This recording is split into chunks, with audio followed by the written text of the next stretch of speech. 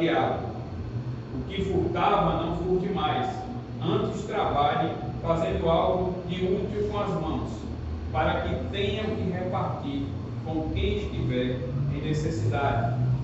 Nenhuma palavra torpe saia da boca de vocês, mas apenas a que for útil para edificar os outros, conforme a necessidade, para que conceda graça aos que ouvem. Até o 29? Até o 32. Não entristeça o Espírito Santo de Deus, com o qual vocês foram selados para o dia da redenção. Livrem-se de toda amargura, indignação e ira, gritaria e calúnia, bem como de toda maldade. Sejam bondosos e compassivos uns para com os outros, perdoando-se mutuamente, assim como Deus os perdoou em Cristo. Amém.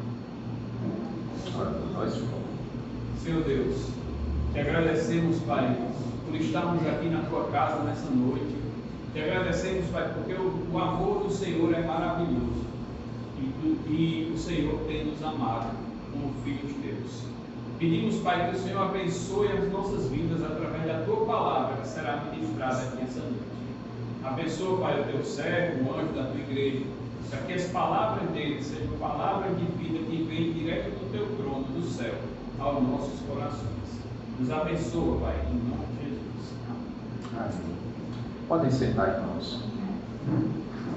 Nós falamos domingo passado sobre a unidade do Espírito Santo na igreja, de como nós devemos a cada dia nos tornarmos mais humildes, mais mansos, mais pacientes, de como nós devemos servir de suporte uns para com os outros, e de como através da nossa individualidade, nós agora dentro de um coletivo, nós precisamos aplicar essas qualidades para que nós vivamos uns com os outros dentro da igreja, porque essa é a ideia, meus irmãos. Haja vista que Paulo está falando aqui sobre a unidade do Espírito Santo aplicada dentro da igreja. E como todos nós, meus irmãos, somos membros de um mesmo corpo, mas não somos iguais. Então Deus capacitou a cada um de nós com dons espirituais diferentes uns dos outros. Ele vai falar aqui sobre o dom de ser apóstolo, o dom de ser evangelista, o dom de ser profeta, o dom de ser pastor, mestre. E a verdade também é que nós vimos que apóstolos hoje em dia nós não temos mais, assim como eram aqueles 12 chamados por Cristo e depois a Paulo. De que profetas como aqueles do Antigo Testamento já não mais. Mas hoje, todas as vezes que alguém se levanta para pregar esta palavra, ele age isso de forma profética. De que precisamos, meus irmãos, de mais evangelistas, de mais homens e mulheres que abram as suas bocas e vão de encontro às pessoas para que preguem essa palavra, essa mensagem da cruz, essa mensagem de arrependimento, esse amor que foi derramado na cruz do Calvário. E no final das contas, meus irmãos, de que quando cada um de nós usarmos os dons e talentos que Deus nos deu, aí nós vamos ver que aí sim, esse corpo vai crescer, esse corpo de Cristo, a igreja vai se multiplicar, e de como nós veremos que através desse conhecimento da palavra, nós também alcançaremos esta maturidade espiritual, e de que não seremos mais enganados, meus irmãos, por qualquer doutrina de homens que sejam colocados, que sejam ministrados aos nossos ouvidos, aos nossos corações. Sabe por quê? Porque nós seremos conhecedores da palavra, e ninguém mais nos enganará com vãs promessas, com palavras enganosas, porque maduros na fé, nós seremos mais capacitados, estaremos preparados para combater as heresias. Mas depois de falar tudo isso, agora Paulo vai dizer que se a igreja precisa viver em unidade, a igreja também precisa viver, meus irmãos, em santidade e em pureza. Dos versículos 17 ao versículo 32, Paulo vai estar falando sobre esse assunto e de como nós cristãos precisamos ter uma mudança de entendimento, de como nós precisamos ter agora uma cosmovisão diferente. Pastor, dana é cosmovisão. Uma vez agora, meus irmãos, que nós fomos regenerados, uma vez que nós passamos pelo novo nascimento, que nós somos novas criaturas em Cristo Jesus, então nós não podemos e não devemos mais pensar como nós pensávamos antigamente. A nossa visão de mundo, por isso cosmovisão, visão de mundo, já não pode ser a mesma do tempo que nós éramos não convertidos ainda, de como nós ainda não havíamos sido regenerados, de quando nós ainda éramos velhas criaturas, de quando nós ainda não havíamos sido transformados pelo poder do Evangelho de Cristo Jesus. E Paulo vai dizer, meus irmãos, nós precisamos agora ter uma cosmovisão diferente, nós precisamos ter uma visão de mundo diferente, e tudo isso começa, sabe aonde? Aqui, é no nosso entendimento, é na nossa mente. A abertura do nosso culto, Paulo escrevendo aos Romanos, diz que nós precisamos ter uma renovação da nossa mente, que nós não podemos mais pensar como nós pensávamos antigamente. Sabe por quê? Porque nós somos novas pessoas, nós recebemos, Vitor, Diego, uma nova vida, porque agora, Thomas, nós somos uma nova criatura em Cristo Jesus.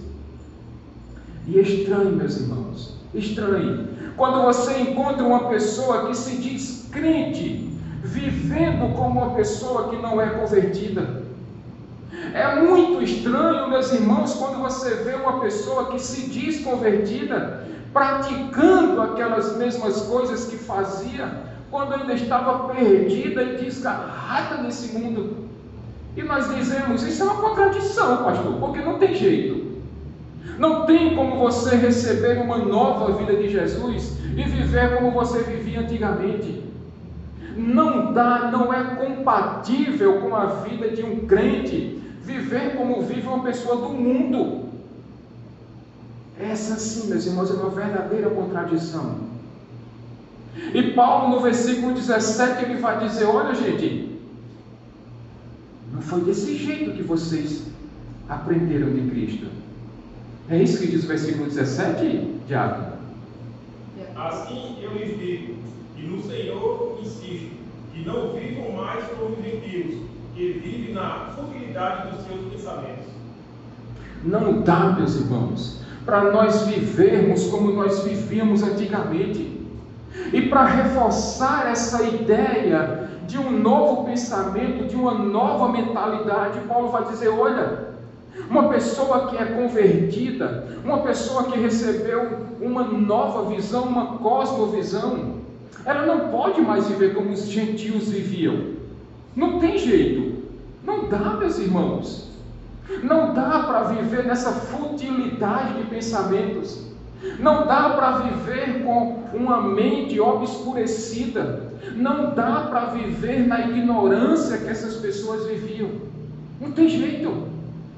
Não dá para viver, não existe essa compatibilidade.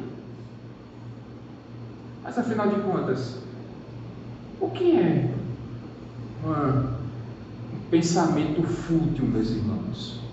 Como é que funciona isso? Como é que uma pessoa que tem pensamentos fúteis vive? Porque são aquelas pessoas que têm mania de grandeza. São aquelas pessoas que não se dobram a Jesus Cristo. São aquelas pessoas que não admitem a soberania de Cristo em suas vidas. Sabe aquela expressão lá do interior? Sabe aquela madeira que ela quebra, mas ela não enverga. Como é o nome daquela madeira? Que ela enverga, ou melhor, que ela quebra, mas ela não enverga. No mororó, ele enverga, mas não quebra. Eu conheço o jucá. Mas tem uma que ela quebra, mas ela não dobra. Conhece essa? Que se você tentar dobrar ela quebra. Não tem acordo. Aí quase todas. Quase toda, né? Tá certo. O vidro, pronto. Alguém já conseguiu dobrar vidro aqui? Porque de vez em quando uma pessoa tenta, né? Eu vou dobrar um prato em casa. Aí quando faz assim, o bicho vai quebra no meio. Tem pessoas que são desse jeito, meus irmãos, que não se dobram diante da autoridade de Jesus, que não submetem as suas vidas a Cristo. Assim como tem também aquelas pessoas que têm a sua mente obscurecida. É aquela pessoa que a sua mente, ela vive em trevas. E talvez a pergunta é: por que as pessoas vivem desse jeito? Por que pessoas têm a sua mente em trevas? Paulo, escrevendo na sua segunda carta aos Coríntios, capítulo 4, versículo 4, ele vai dizer, Daniel, que essas pessoas tiveram a sua mente obscurecida, porque o diabo foi lá e roubou o entendimento dessas pessoas. E é por isso, Lena, irmã Lene, que essas pessoas têm a sua mente escura, em trevas, porque o diabo vai lá e rouba e tira o entendimento dessas pessoas. E aí essas pessoas já não vivem mais por elas mesmas. Elas perdem essa capacidade de entendimento, porque deram brecha para o maligno, porque deram brecha para o diabo, e o diabo foi lá e roubou esse entendimento e deixou a mente dessas pessoas escurecida. Mas ele vai também dizer que essas pessoas não crentes, ou que não se submetem a Cristo, que não nasceram de novo, estão longe de Deus, e por isso são pessoas ignorantes espiritualmente falando. E essa ignorância, meus irmãos, também tem a ver com o seu entendimento, o seu intelecto, a parte intelectual da sua cabeça. Porque elas têm a sua mente vazia, porque os seus pensamentos são pensamentos vaidosos, e aí elas vivem longe de Deus, numa ignorância espiritual absurda, meus irmãos, absurda. E sabe por que tudo isso acontece? Paulo vai dizer aí no versículo 18, porque essas pessoas têm os seus corações endurecidos. Porque essas pessoas têm dureza em seus corações, é que elas têm pensamentos fúteis. Porque essas pessoas têm dureza de coração, elas têm as suas mentes escurecidas, obscurecidas. Porque essas pessoas têm dureza de coração, elas estão longe de Deus e elas são ignorantes espiritualmente. Tudo isso por causa da dureza dos seus corações. E essa dureza de coração, meus irmãos, leva também essas pessoas a viverem uma vida depravada. Por isso estranhe quando você vê uma pessoa se dizendo crente, andando igual uma pessoa do mundo, e aí você não sabe quem é quem. Você não sabe quem é a pessoa do mundo e você não sabe quem é crente, porque a pessoa que está dentro da igreja, a pessoa que diz que tem nascido, que nasceu de novo, a pessoa que diz que passou por um novo nascimento, recebeu uma nova vida e fica imitando as pessoas mundanas. Não dá, meus irmãos, não dá. Mas isso acontece porque essas pessoas têm o seu coração duro, endurecido, e não dá para viver mais desse jeito. Essa não é uma cosmovisão cristã verdadeira. E é então interessante que Paulo, quando fala sobre essa dureza de coração, A expressão que ele utiliza aqui para esse coração duro, Felipe Tati, é como se o coração daquela pessoa tivesse calcificado. Alguém aqui tem calo nos pés? Acho que não, né? Só eu. Eu tenho um calo entre o dedo mindinho e o vizinho dele, que todo sapato que eu calço no pé direito dói. É impressionante. Aí corta aquele calo, depois o calo aparece de novo. E corta o calo e o calo volta. E todo sapato que eu ponho no pé, diabo marinho, dói no pé direito. Só que a gente vai acostumando com essa dor, né, Alberto? Tem que calçar sapato, a gente usa. Que dói, mas a gente usa. Mas tem pessoas que têm o seu coração endurecido, calcificado. E isso é um problema, meus irmãos. Sabe por quê? Porque um coração duro, ele deixa a pessoa sem sensibilidade. Não como o meu pé, que o meu pé dói. Mas tem pessoas que se tornam, por causa da dureza do seu coração, uma pessoa que não tem mais sensibilidade sobre o pecado. E sabe o que acontece? A pessoa peca uma vez. E ela peca uma vez e aí ela se incomoda com aquele pecado. Mas ela não corrige a sua vida, Luísa. E aí aquela pessoa peca de novo. E ela peca de novo. E ela peca de novo. E aquela insensibilidade, ela vai aumentando, a ponto de daqui a pouco a pessoa nem se constrange mais com o seu pecado. A ponto de a pessoa daqui a pouco já nem se incomoda mais de pecar na frente dos outros. Daqui a pouco a pessoa está tão insensível que a pessoa pouco se importa com a opinião dos outros. E pior, a pessoa pouco se importa com a opinião de Deus. Com a opinião de Deus. É como se fosse uma pessoa leprosa espiritualmente. Porque antigamente tinha aquela doença da lepra, que hoje em dia ela mudou de nome, ela se chama hanseníase. Não é isso, Lena? Que é da área da saúde. E uma característica da hanseníase é que você pode pegar uma agulha e furar naquele local que você não sente nada. Porque aquele local fica totalmente sem sensibilidade. E isso é a mesma coisa que o pecado faz conosco, meus irmãos, com o nosso coração. Deixa o nosso coração tão insensível, mas tão insensível, que a gente já nem liga mais para ele. O pecado nos afeta, mas a gente faz pouco caso dele. E isso leva, sabe aqui? Versículo 19 vai dizer que uma vez que o nosso coração se torna tão duro, que nós nos tornamos insensíveis ao pecado, agora também nós praticamos, sabe o que? A imoralidade. Perceba como vai agravando, meus irmãos, o problema. Nos tornamos insensíveis, o nosso coração duro nos leva a sermos pessoas imorais.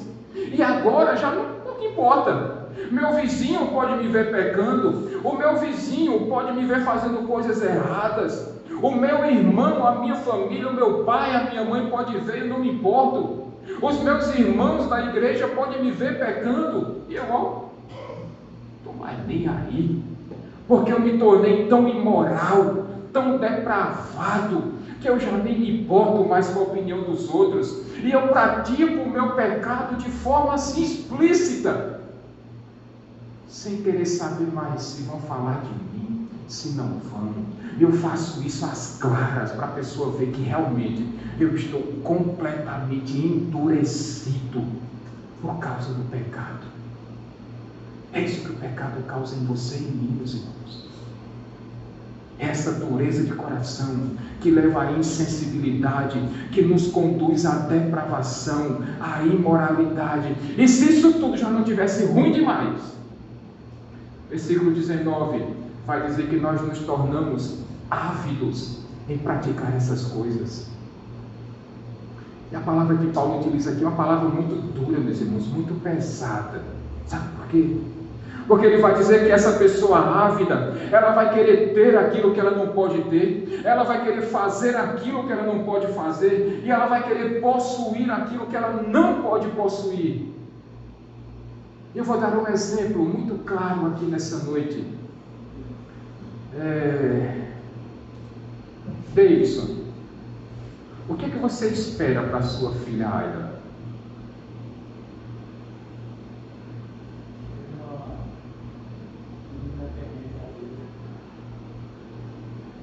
Quando aparecer um rapaz para começar a namorar com Aida, o que você espera desse rapaz? Já mudou a fisionomia. Ele disse que vai oferecer o meu namorado em sacrifício. Misericórdia. Vai ser 1 hora lá no tatame, lá, né? Que treina. Tá certo. Sabe por que eu fiz essa pergunta? Foi proposital, meus irmãos. Principalmente os pais e as mães de meninas aqui. Aqui eu sei que tem Davidson, que é pai de menina. Eu nem vou perguntar para a Carol, mas Luciana não está aqui nessa. Quem mais tem filha aqui? Filha mulher. Lusa, quem mais? Lena. Só vocês, né? Sabe por quê? Essa pergunta foi proposital, Davidson. Porque eu sei que você espera que quando surja um rapaz de Deus para namorar com a sua filha, ele faça tudo aquilo que você espera que um rapaz sério faça, que um rapaz temente a Deus faça.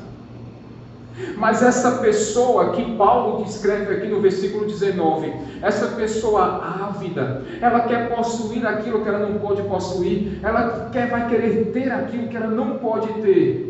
E jovens solteiros nessa igreja,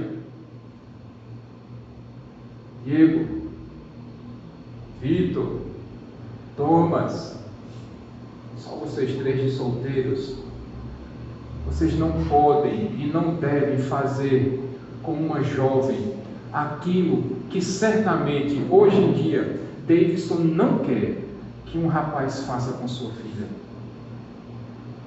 Sabe, meus irmãos, quando nós pensamos desse jeito, quando nós, e vocês solteiros, quando vocês pensam em uma moça para namorar, para noivar, para casar, lembre-se que um dia vocês também serão pais.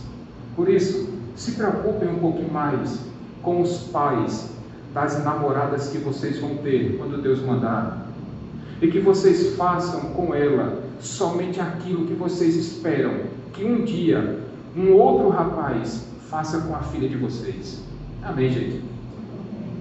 Essa é a ideia de avidez, é fazer aquilo que não se pode e não se deve fazer. E Paulo está dizendo, gente, vocês crentes não podem fazer essas coisas. Vocês crentes não podem viver como os gentios vivem, como aqueles que não são convertidos vivem, como aqueles que não receberam uma nova vida vivem. Vocês precisam viver para a glória de Deus, é fazer aquilo que agrada o coração de Deus, é fazer aquilo que glorifica, que honra, que exalta o nome de Cristo. E não cabe a você e a mim viver como uma pessoa que não nasceu de novo vive. Esse é o conselho de Paulo para você e para mim nessa noite. Esse é o puxão de orelhas que Paulo está dando para aqueles que acham que mesmo sendo crentes, podem fazer qualquer tipo de coisa nesse mundo, porque não podem. Porque nós precisamos ter uma cosmovisão diferente daquele que é convertido e de que recebeu uma nova vida.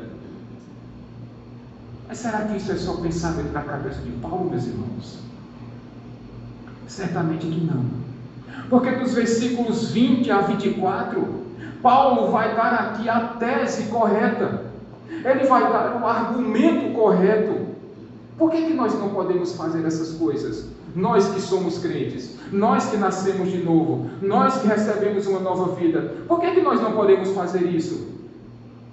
Versículo 20 e 21, Paulo vai dizer: olha, porque vocês não aprenderam isso de Cristo, porque vocês ouviram dele e nele foram ensinados que vocês precisam viver na verdade e em verdade. E sabe que verdade é essa? É a verdade de Cristo. Mais uma vez tem a ver com o nosso pensamento, meus irmãos. Nós aprendemos foi de Cristo. É por isso que nós precisamos viver de forma diferente do que uma pessoa mundana vive. Porque nós aprendemos de Cristo, porque nós ouvimos a palavra dele e nele somos ensinados todos os dias. E a ideia que Paulo dá aqui, meus irmãos, é que não basta apenas você aprender na teoria, é preciso você ter uma prática com Jesus, é preciso você ter uma vida de relacionamento com Cristo todos os dias, é porque você precisa viver como Jesus viveu todos os dias, é porque você precisa agir como Jesus agia todos os dias, porque você precisa falar como Jesus falava todos os dias. Esse é o relacionamento perfeito que Paulo recomenda para você e para mim. A gente não aprendeu de qualquer pessoa, meus irmãos. Nós aprendemos foi de Cristo. E por mais que você leia a Bíblia Sagrada todinha, de capa a capa, mas se você não tiver comunhão com Cristo, se você não viver com Cristo na sua intimidade, todos os dias, você pode ser um profundo conhecedor da Bíblia, mas você não vai ter intimidade com Cristo. Por isso, meus irmãos, o que Paulo está dizendo, se você realmente vive para a glória de Deus, se você nasceu de novo, você precisa fazer tudo o que Cristo fazia no seu dia a dia, para a glória de Deus, vivendo na verdade, porque Cristo, Ele é a verdade, mas Ele é quem nos ensina a verdade, e essa verdade habita nele. Por isso nós precisamos viver nele, com Ele e para Ele. Esse é o grande ensinamento de Paulo. E ele vai dar um exemplo muito claro aqui para você e para mim. Dos versículos 22 a 24, Paulo vai dizer, olha, e para que isso fique muito claro nos seus corações e na sua mente, sabe como é que vocês devem viver? Despindo-se do velho homem e revestindo-se do novo homem. Pastor, que danado é isso? É tirar aquela roupa suja do pecado, meus irmãos, todos os dias, e vestir uma roupa que foi lavada e remida no sangue do Cordeiro, purificada pelo sangue de Cristo, todos os dias. É você jogando fora aquela sua roupa que estava cheia de pecados, e usando agora e vestindo agora uma roupa nova, que foi purificada, foi santificada por Cristo. Vocês lembram muito bem o exemplo de Lázaro? Depois de muitos dias morto naquele túmulo, Jesus chega naquele lugar, manda remover aquela pedra, e ele grita para aquele homem, Lázaro, vem para fora, Lázaro. E quando Lázaro apareceu, como é que aquele homem estava? Todo enfaixado, porque os mortos eram enfaixados, e Cristo manda, ordena, tirem as amarras de Lázaro, tirem essas roupas de um homem morto de Lázaro, e vistam nele uma roupa de um homem vivo, porque ele foi ressuscitado. Assim precisamos ser nós, meus irmãos. Se você recebeu uma nova vida de Cristo, se você foi ressuscitado com Cristo, então nós não podemos mais usar aquelas roupas velhas que nós usávamos antigamente. Cristo comprou uma roupa nova para você e para mim. Cristo lavou essa roupa com o sangue dele. Cristo purificou essa roupa. E Ele está dizendo para você, use essa roupa que eu estou te dando.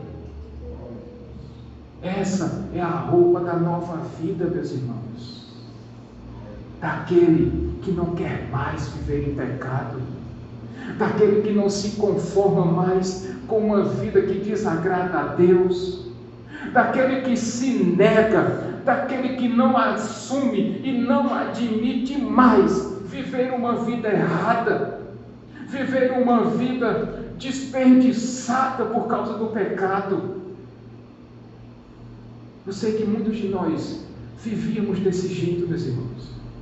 Eu sei que muitos de nós vivemos assim, mortos espiritualmente, com os nossos pensamentos carregados de vaidade, carregados de futilidade, não nos submetendo à vontade de Deus. A nossa mente estava vazia, porque o diabo tinha arrancado o nosso entendimento, porque nós não éramos mais capazes de pensarmos da forma correta, e por causa disso, estávamos vivendo longe de Deus, na nossa ignorância espiritual. O nosso coração estava endurecido, estávamos tão insensíveis ao pecado, que antes vivíamos de maneira depravada. E entenda, meus irmãos, aqui depravada, como aquelas pessoas que praticam o mal, sem nenhuma preocupação. Éramos pessoas que tínhamos perdido o temor e o tremor diante de Deus. Talvez nunca nem tivemos antes, até que Cristo tenha nos dado essa roupa nova, até que Cristo nos revestiu com esse entendimento. Porque, meus irmãos, você só vai se conhecer se primeiramente você conhecer a Deus. Porque você só vai se conhecer se primeiramente Cristo clarear o seu entendimento. Porque você só vai conseguir se amar se primeiramente você amar a Deus acima de todas as coisas. Aí você vai se amar, porque você vai ter recebido não inteligência, mas você vai ter recebido sabedoria. E sabedoria, meus irmãos, só vem de Deus. Porque a academia não pode te dar sabedoria, porque os livros não podem te dar sabedoria, porque os melhores diplomas não são capazes de te dar essa sabedoria, desculpa. Elas podem te dar inteligência, conhecimento, mas a verdadeira sabedoria, Cícera, só é aquela que provém do alto e que provém de Deus. Portanto, como um grande fundamento, como uma grande tese aqui, Paulo está dizendo: olha, você só vai ser uma nova criatura se você entender isso aqui. E se você for revestido desse novo homem, com essa roupa que nos foi dada por Cristo Jesus, essa roupa lavada e purificada pelo sangue dele. E Paulo chama, meus irmãos, aqui, e Paulo é muito específico, porque uma vez que ele puxou a nossa orelha, que uma vez que ele agora nos deu essa base bíblica para isso, ele agora vai dizer como nós deveremos viver de agora em diante. Paulo vai fazer uma grande aplicação aqui, irmã Adelaide, parecida. Paulo agora vai dizer: olha, agora que vocês são uma nova criatura, vocês precisam viver da forma correta, abandonando o seu pecado e vivendo do jeito que glorifica a Deus. Quer ver o exemplo? Versículo 25, Daniel, por favor. Portanto, cada um de vocês deve abandonar a mentira e falar a verdade ao seu próximo, pois todos somos membros de um mesmo corpo. Você nasceu de novo? Se você nasceu de novo, você precisa abandonar a mentira. Se você nasceu de novo, não cabe mais dentro da sua boca estar proferindo mentiras. Não cabe mais uma vida errada desse jeito. Meus irmãos, a mentira não é compatível com essa vida cristã. Sabe por quê? Porque sabe quem é o pai da mentira? É o diabo. E se você é uma pessoa que tem mentira na sua boca, você está preso, você está escravizado pelas obras da carne, aquela que nós estudamos nas quintas-feiras, e você está sendo filho do diabo, você está sendo usado pelo poder do diabo, você está sendo instrumento de Satanás nesse mundo. Se da sua boca só saem mentiras, e se você vive uma vida de mentiras, Paulo chega a dizer que você nunca vai entrar no reino dos céus, porque aquele que pratica tais coisas não herdará o reino de Deus.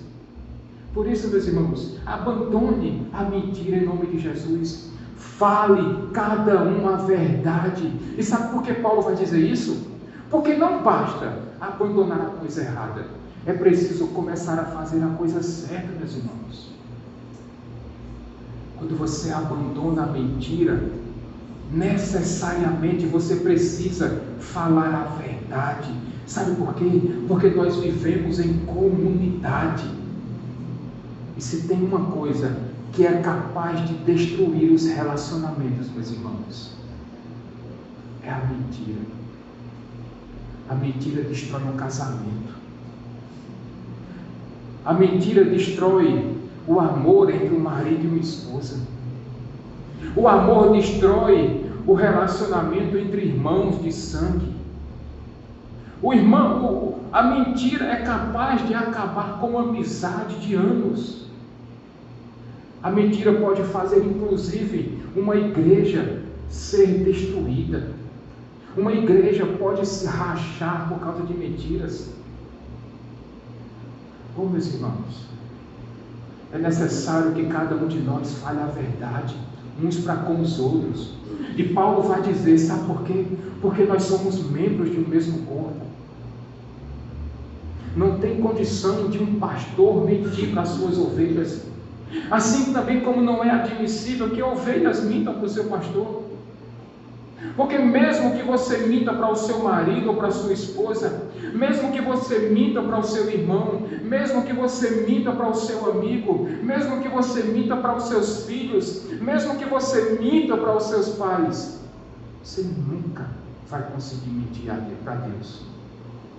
Deus nunca vai cair nas suas mentiras, porque somente Deus é capaz de sondar os nossos corações.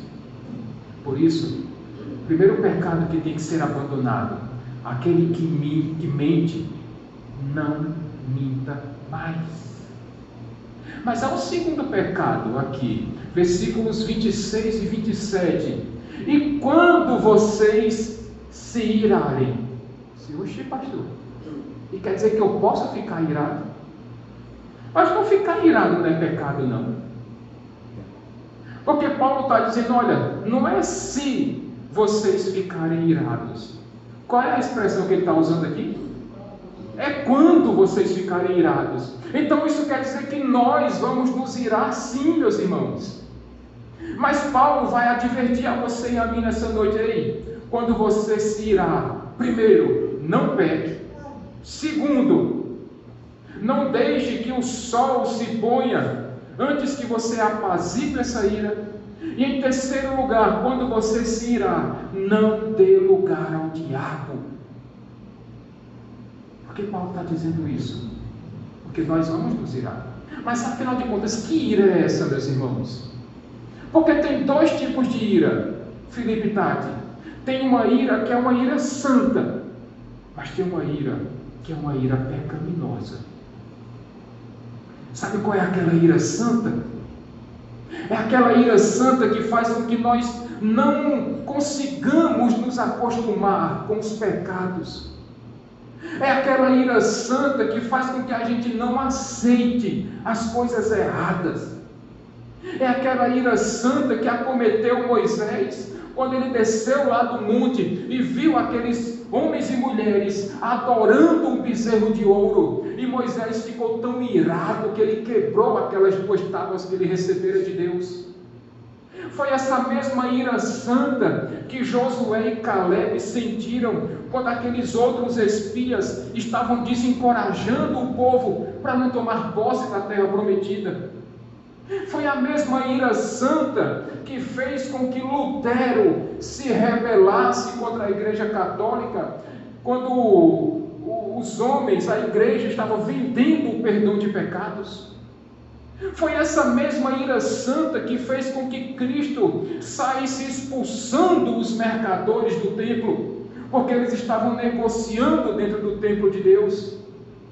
Essa, meus irmãos, é a ira santa que precisamos combater, que precisamos sentir em nossos corações. É não nos acostumarmos com o pecado e continuarmos nos indignando com essas coisas erradas. Mas precisamos ter cuidado, meus irmãos. Sabe por quê? Porque a ira, essa ira santa e a ira pecaminosa, ela tem uma distância muito pequena, Daniel, Diego, Vitor. A gente tem que tomar cuidado com essa ira. E Paulo vai dizer, olha, e quando vocês se irarem, não pequem. Não pequem. Porque nós temos dentro de nós uma certa desmedida, um certo descontrole. E quando nós nos iramos, pelo menos alguns de nós têm a tendência a sair explodindo por aí. Explodindo com pessoas, explodindo com situações. Eu já disse aqui na igreja e vou dizer de novo, Rodrigo, Lene, Lena, Alberto, nós temos 2 péssimos conselheiros no momento de ira. Aliás, nós temos 2 péssimos conselheiros no momento de uma conversa. É o ciúme e a ira. Nenhum desses 2 conselheiros vão dizer coisas boas para você no momento de uma conversa. Porque uma pessoa enciumada, uma pessoa tomada de ciúmes, ela é capaz de fazer e dizer coisas que ela vai se arrepender depois. Do mesmo jeito como uma pessoa irada, ela pode dizer coisas em situações extremas que eu tenho certeza que ela vai se arrepender depois. Só que muitas vezes esse depois pode ser tarde demais. Esse depois pode ser tarde demais. Em segundo lugar, Paulo vai dizer, quando vocês se irarem, não deixem o sol se pôr sobre vocês. E a ideia aqui, meus irmãos, não tem nada a ver com você ficar somente um dia irado e no outro dia, pastor, eu tenho raiva na hora, mas no outro dia passa. Mas não é isso que Paulo está dizendo. O que Paulo quer dizer para você e para mim é que nós não podemos, que nós não devemos acumular ira em nossos corações. Sabe por quê? Porque isso vai adoecer o seu coração. Porque isso vai contaminar todo o seu ser e vai contaminar também as outras pessoas que estão à sua volta. Uma pessoa que fica acumulando ira em seu coração se transforma, meus irmãos, minhas irmãs, em uma pessoa amarga. Isso contamina o ambiente que ela está. Isso deixa esse ambiente tóxico. Isso deixa as pessoas à sua volta adoecidas também. Em terceiro lugar, ele vai dizer, olha, quando vocês se irarem, não dê lugar ao diabo. Porque o diabo é astucioso, meus irmãos. E ele vai aproveitar aqueles momentos em que você se descontrola. E ele pode fazer um estrago na sua vida. E ele vai fazer um estrago na sua vida. Por isso, o segundo pecado que nós precisamos abandonar é quando nós nos irarmos, nós darmos lugar ao diabo, nós deixarmos que isso se transforme em pecado e nós acumularmos essa ira em nossos corações. Mas há um terceiro pecado que nós precisamos abandonar aqui. Versículo 28 vai dizer, e aquele que furtava, não furte mais. Pelo contrário, vá trabalhar e seja generoso para com os outros. Aí alguém vai dizer, pastor, esse é tranquilo demais.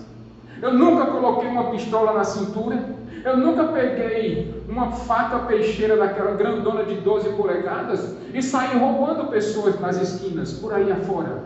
Eu não sou desse jeito, pastor, eu nunca roubei ninguém. E embora o nosso Código Penal diga que há diferenças entre furto e roubo. Mas diante de Deus, roubar e furtar é pecado do mesmo jeito, meus irmãos. Talvez em nossos dias a gente possa classificar esse roubo de formas distintas. E eu vou começar a dar exemplos, meus irmãos, e eu acredito que vocês vão se identificar com alguma dessas situações. Talvez você conheça aquele funcionário que ele só trabalha quando está na frente do chefe ou na frente do patrão. Certamente alguém conhece uma pessoa dessa. Quando o chefe ou o patrão vira as costas, aquela pessoa deixa de ser produtiva e passa a ser preguiçosa, escorada. E isso é roubar. Isso é roubar tempo do seu patrão. Ou quando você vê aquele funcionário que sempre chega atrasado, e isso é de propósito, e você está roubando o tempo do seu patrão.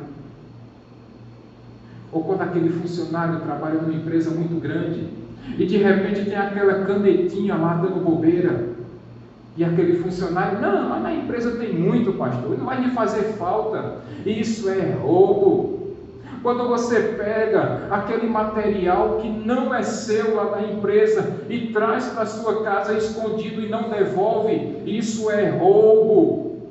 Você patrão, você chefe, você também que não coloca lá todas as horas extras dos seus funcionários, você também está roubando o direito dos seus funcionários. Quando você escraviza ali, quando você coloca seu funcionário para trabalhar muito mais horas do que ele precisa trabalhar, você também está roubando o descanso dele. Quando você não deposita o FGTS do seu funcionário, quando você não paga o vale transporte, quando é necessário, evidente, você também está roubando direitos do seu funcionário.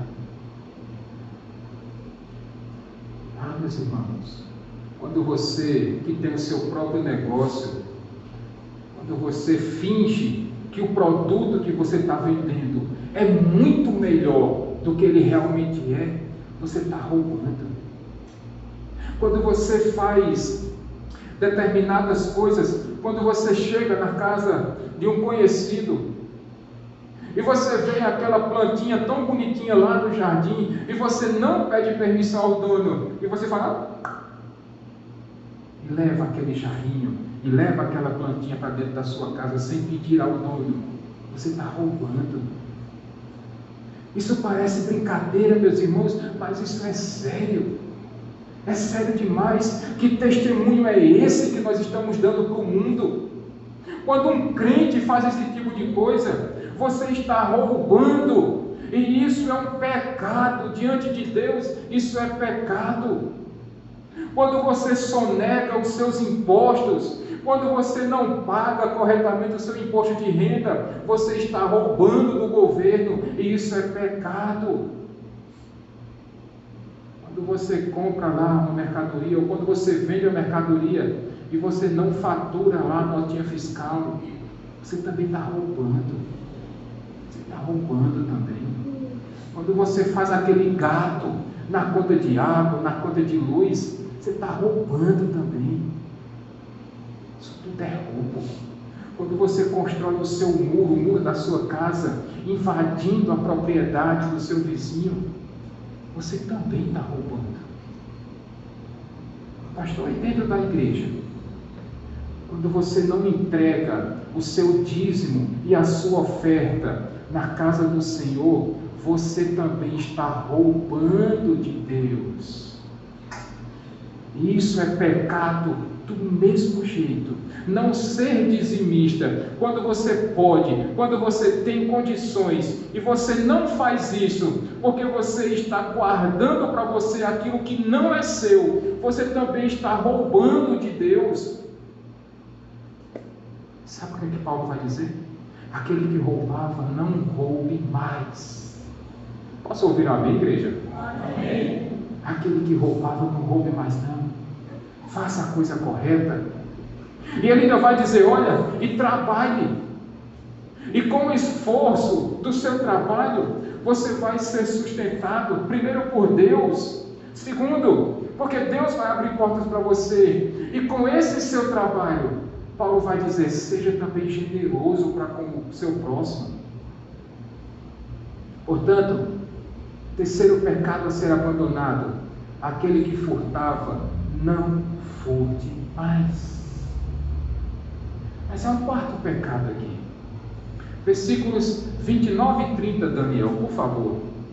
Nenhuma palavra torpe sai da boca de vocês, mas apenas a que for útil para edificar os outros, conforme a necessidade, para que conceda graça aos que a ouvem. Não entristeçam o Espírito Santo de Deus, com o qual vocês foram selados para o dia da redenção.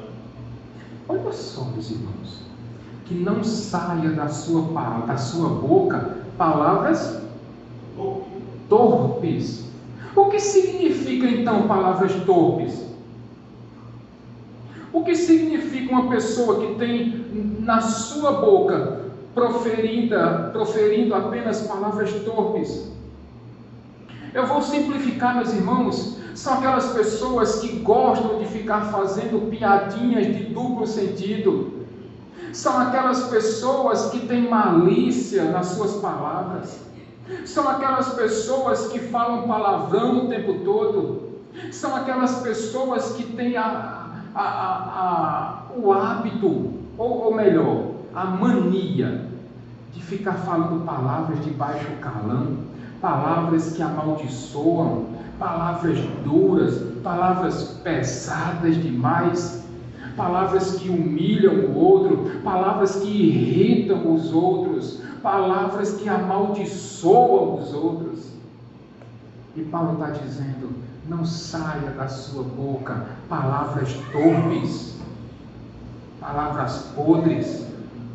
Mas não basta apenas você parar de falar palavras de piadinhas de duplo sentido. É preciso também que você pare de ouvir essas piadinhas, esses palavrões, essas maledicências, essas coisas erradas. Ao contrário, que da sua boca saiam apenas palavras úteis, palavras que edificam, palavras que são necessárias e palavras que trazem bênçãos. Oh, meus irmãos, como é bom quando nós encontramos pessoas que chegam perto da gente e dizem palavras boas, palavras que consolam, palavras que confortam, palavras que encorajam, palavras que levantam o nosso humor, palavras que levantam o nosso astral. Como é bom quando nós encontramos pessoas que dizem coisas que nos ensinam, pessoas que chegam perto da gente e dizem palavras que vão melhorar o nosso ser, melhorar o nosso entendimento acerca de Jesus, pessoas que vêm nos instruir de forma correta, pessoas que, ao contrário de outras, que só chegam perto da gente para murmurar, para praguejar, para dizer coisas que nos entristecem. São pessoas que só chegam para dizer coisas que são importantes para você e para mim. E aqui cabe um conselho, irmão, minha irmã. Se você não for para dizer coisa boa, se você não for para dizer coisa que edifique, se você não for para dizer coisas que encorajem, se você não for para dizer coisas que abençoem os outros, é melhor ficar calado, é melhor não dizer nada. Mas se da sua boca saem palavras que abençoam o próximo, palavras que edificam as pessoas, então você está sendo usado por Deus, está sendo instrumento nas mãos de Deus para alcançar pessoas. Ah, como isso é bom! Agora, quer ver você perder seu dia? Chega perto de você uma pessoa que só reclama da vida, uma pessoa que não vê cores no mundo que Deus criou, para ela tudo é preto e branco. Uma pessoa que chega para você igual aquele bonequinho lá do desenho: ó dia, ó vida, ó azar. Pessoas assim, meus irmãos, parece que tem o poder de estragar o nosso dia, ou não? Pessoas desse jeito, meus irmãos, como diz o versículo 30, elas entristecem o Espírito Santo. Sabe por quê? Porque se nós temos o Espírito Santo que habita em nós, se nós temos o Espírito Santo que habita em nossos corações, e a Bíblia vai dizer que a boca fala do que o coração está, se do nosso coração, se da nossa boca só saem palavras ruins, então é porque o nosso coração está transbordante de coisas ruins. Do contrário, se da nossa boca saem palavras boas, palavras úteis, palavras necessárias, palavras que edificam, palavras que transmitem graça, é porque o nosso coração está cheio do Espírito Santo de Deus. E por isso nós temos o poder de alegrar a vida dos outros. Mas há um penúltimo pecado aqui, meus irmãos, que precisamos abandonar também. Verso 31, Daniel, por favor. Livrem-se de toda amargura, indignação e ira, gritaria e calúnia, bem como de toda maldade. Meus irmãos, minhas irmãs, livrem-se de toda amargura. Você quer ter a sua vida triste? Você quer ter a sua vida arrasada? Deixe que a ira deixe o seu coração amargo, duro.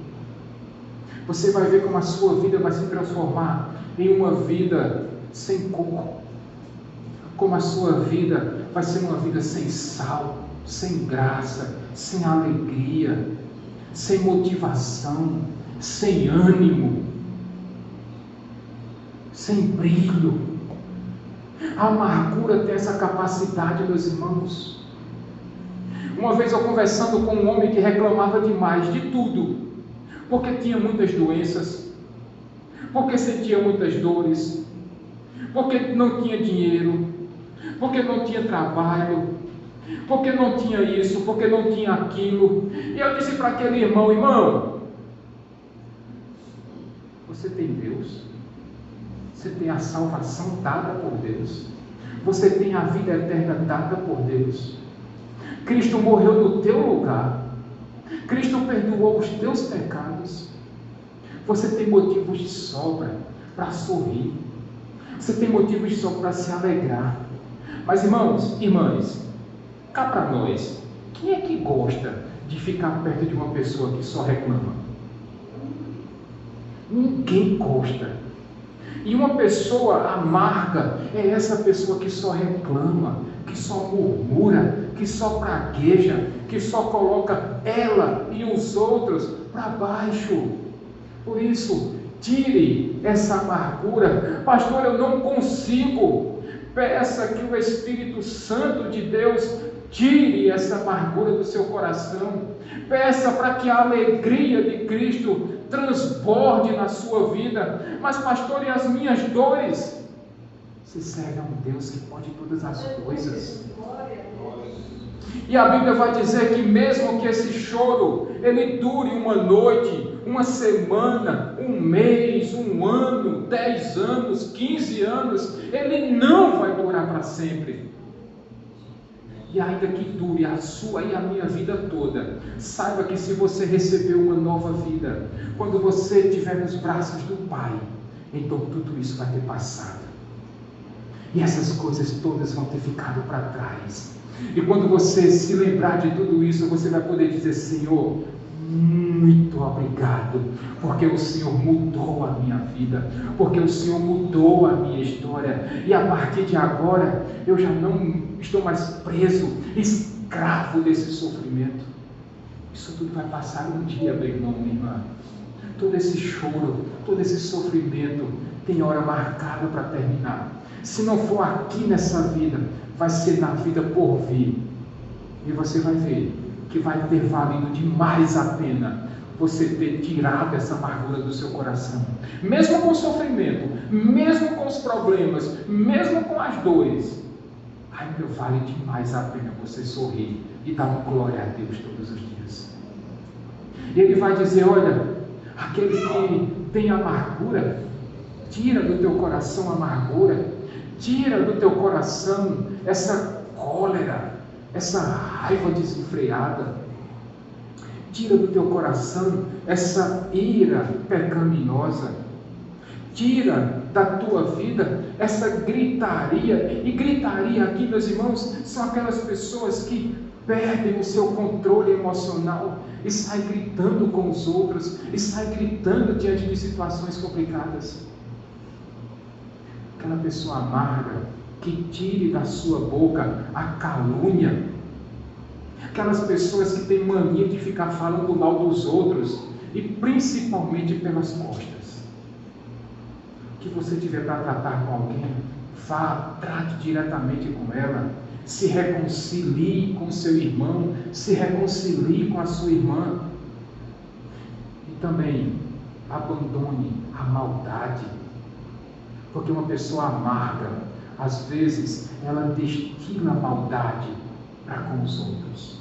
E parece que ela se satisfaz, meus irmãos, praticando pequenas maldades com os outros. É como se fosse assim: olha, já que eu sofro, eu vou querer que você sofra também. E aí começa a praticar algumas maldades para com os outros. E Paulo está nos exortando nessa noite: você que tem amargura em seu coração, arranque em nome de Jesus. E qual é o antídoto para tudo isso, meus irmãos? Porque Paulo finaliza esse trecho dessa carta no versículo 32 dizendo: olha, e sejam todos bondosos uns para com os outros, sejam compassivos ou ricos em compaixão uns para com os outros, e perdoem-se uns aos outros, assim como Deus em Cristo Jesus tem perdoado vocês. Mas afinal de contas, o que é uma pessoa bondosa?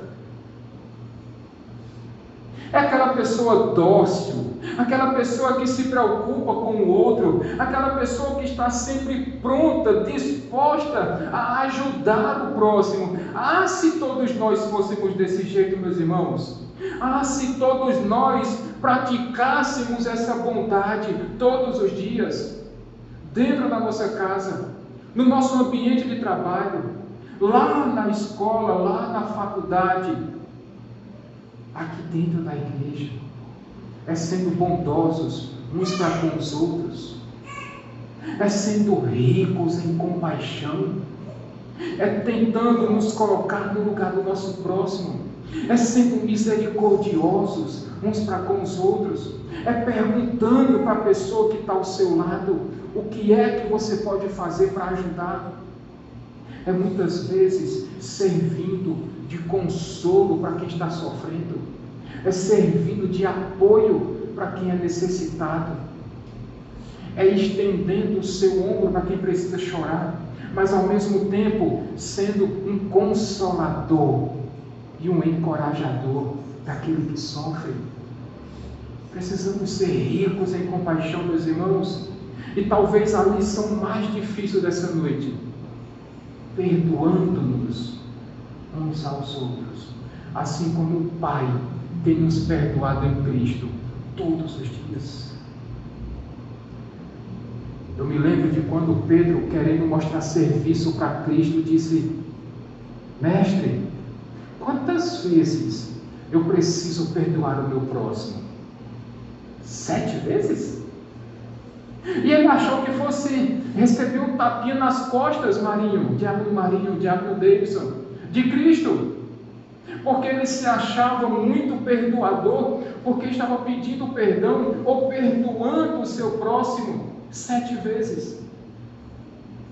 E Cristo disse a ele: Cícera, não, Pedro, não, você precisa perdoar Davidson e Carol 70 vezes 7. Pastor, então quer dizer que quando alguém me fizer mal 490 vezes por dia, eu preciso perdoar? Não. É que você precisa perdoar continuamente o seu próximo, assim como Deus tem nos perdoado em Cristo Jesus. É um perdão sem limites. É um perdão que não se esgota, é um perdão que não se acaba, é um perdão que não importa se o problema foi grande ou se foi pequeno, é simplesmente perdoar. Pastor, aquele mal que a pessoa me fez comprometeu a minha vida até hoje. E que está dizendo, perdoa. Meus irmãos, o Pai nos perdoou quando nós, por causa dos nossos pecados, fomos os causadores da morte do único filho dele. E ainda assim Ele nos perdoou. E se Deus nos perdoou, nós também precisamos perdoar o nosso próximo. E eu tenho certeza de que nessa noite, perdão vai ser liberado nessa igreja em nome de Jesus. E eu tenho certeza que você que anda com seu coração endurecido, porque alguém te fez um grande mal, eu sei que pela glória de Deus, pelo poder do Espírito Santo, você vai pedir, Senhor, me ajuda a perdoar o meu próximo, me ajuda a perdoar o meu marido, me ajuda a perdoar a minha esposa, me ajuda a perdoar os meus irmãos, me ajuda a perdoar a minha irmã, me ajuda a perdoar aquele que me causou um grande dano. E isso tem feito com que eu chore copiosamente todas as noites. Pastor, tem coisas que eu só conto para o meu travesseiro, porque eu não tenho coragem de contar para mais ninguém. Mas Deus sonda o teu coração. E Deus sabe do tamanho do teu sofrimento. E Deus sabe que você tem entristecido a sua vida, que a sua alegria tem ido embora porque você não tem conseguido liberar esse perdão. E em nome de Jesus nessa noite, que você possa tirar esse fardo do seu coração e que você possa dizer, Senhor, assim como Tu me perdoaste, eu vou perdoar também aquele que me causou mal. E se tem alguém aqui nessa igreja, nessa noite, que precisa fazer esse pedido, que ninguém saia daqui nessa noite sem pedir perdão à pessoa que te ofendeu ou que você ofendeu. Amém, meus irmãos. Eu finalizo essa mensagem com algumas perguntas. Você tem vivido de que jeito a sua vida? Você tem vivido como alguém que recebeu uma nova vida? Ou você tem vivido como alguém que ainda não foi regenerado? Uma segunda pergunta: você tem tirado essa roupa suja pelo pecado e tem vestido já a roupa nova que Cristo te deu, purificada pelo sangue dele? Será que você abandonou a mentira? Será que quando você se ira, é por causa da ira santa contra o pecado? Ou será que você ainda se ira dando vazão, deseja a sua carne? Será que você parou de roubar, parou de furtar? Ou será que você ainda vive nessa prática? Oh, meus irmãos, será que você ainda vai preferir sair daqui nessa noite com essa amargura no seu coração, destilando fel dentro do seu coração? Ou será que você vai se prostrar aos pés de Cristo nessa noite e vai dizer, Senhor, eu não quero mais essa vida para mim, eu quero perdoar aquela pessoa que me fez mal, eu também quero pedir perdão, Senhor, nessa noite, primeiro pelos meus pecados, segundo pelos pecados do mundo, mas eu também vou me dirigir à pessoa que eu causei dano e vou pedir perdão. Que você tenha esse entendimento nessa noite e viva como verdadeiramente alguém que foi regenerado pela obra da redenção de Cristo Jesus e de como alguém que recebeu uma nova vida. Amém, meus irmãos? Vamos ficar de pé. Enquanto os elementos